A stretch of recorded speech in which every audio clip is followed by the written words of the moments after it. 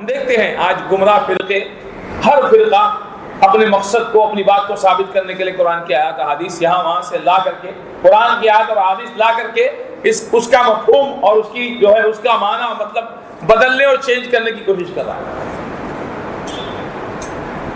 اسلاف نے جیسے سمجھا قرآن حدیث کو، اس طرح نہ سمجھتے ہوئے اپنی عقل کے مطابق سمجھ کر یا اپنے معاملے کو ثابت کرنے کے لیے قرآن حدیث کی دلیل لا رہا ہے، اور یہاں تک کہ ایک دوسرے پر وہ دلائل پیش کر رہے ہیں، اور ایک گروہ دوسرے گروہ کی جب نہیں مانتا ہے تو ان کی تکفیر کرتے، انہیں کافر کرتے۔ لہذا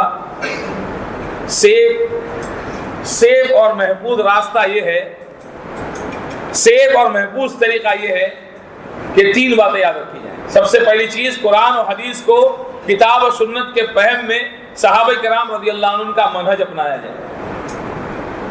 قرآن و حدیث کو سمجھنے کے سلسلے میں اس راستے کو، اس طریقے کو اختیار کیا ہے صحابہ کا۔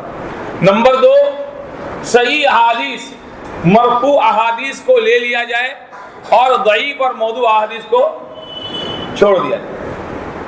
نمبر تین، دین میں عقل کو داخل نہ کیا، عقلی موشگافیاں اور جدید فہم،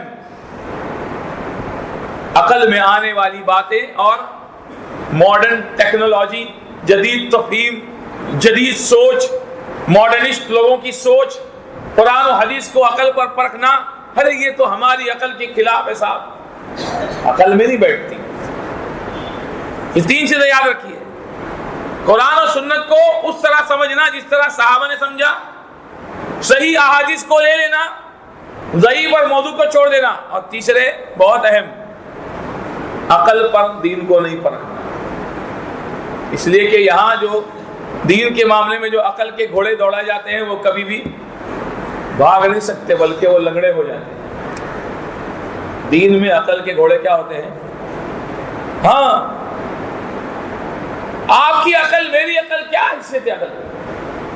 اچھا ٹھیک ہے، عقل سے سمجھیں گے تو کس کی عقل؟ ابا کی عقل کے مطابق کہ دادا کی عقل کے مطابق؟ ہاں، میاں کی عقل کے مطابق کہ بیوی کی عقل کے مطابق؟ چھوٹے مولانا صاحب کی عقل کے مطابق کہ بڑے مفتی صاحب کی عقل کے مطابق؟ یہ بھی تو فیصلہ کرنا پڑے گا نا بھائی۔ چلو ٹھیک ہے، عقل کے مطابق سمجھیں، عقل تو سب کی الگ الگ ہے۔ مجھے کچھ سمجھ میں آ رہا ہے، آپ کو کچھ سمجھ میں آ رہا ہے، فلاں کو کچھ سمجھ میں آ رہا ہے، ہر ایک اپنی عقل کو داخل کر رہا ہے۔ اس لیے دیکھیے صحابہ کرام رضی اللہ عنہ نے کبھی بھی عقل کو داخل نہیں کیا دین میں۔ ساری دنیا انکار کر رہی ہے، دنیا کی اکثریت انکار کر رہی ہے کہ ایک رات میں اتنا لمبا چوڑا سفر کر کے محمد کیسے لوٹ آئے؟ عقل میں آتی بات؟ 40 راتوں کا سفر، مسجد حرام سے مسجد اقصی تک، اتنا لمبا سفر کیسے ہو سکتا ہے؟ ہاں، کیسے ہو سکتا ہے؟ سب اپنی عقل کے گھوڑے دوڑا رہے ہیں اور عقل پر پرکھ کر اس معاملے کو انکار کر رہے ہیں حق کا، اور شکوک و شبہات جیسے آج پھیلاتے ہیں لوگ، عقلانی لوگ۔ everything by logic, they are trying to explain everything by logic۔ اس میں کیا لاجک ہے؟ آپ بتائیے، just explain by logic this thing۔ اس میں کیا لاجک ہے؟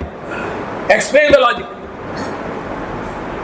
آپ پلین کی بات کریں گے، آپ راکٹ کی بات کریں گے تو وہ دور ایسا نہیں تھا، وہاں تو ریگستان اور گھوڑوں کے سوا کچھ دکھتا ہی نہیں تھا۔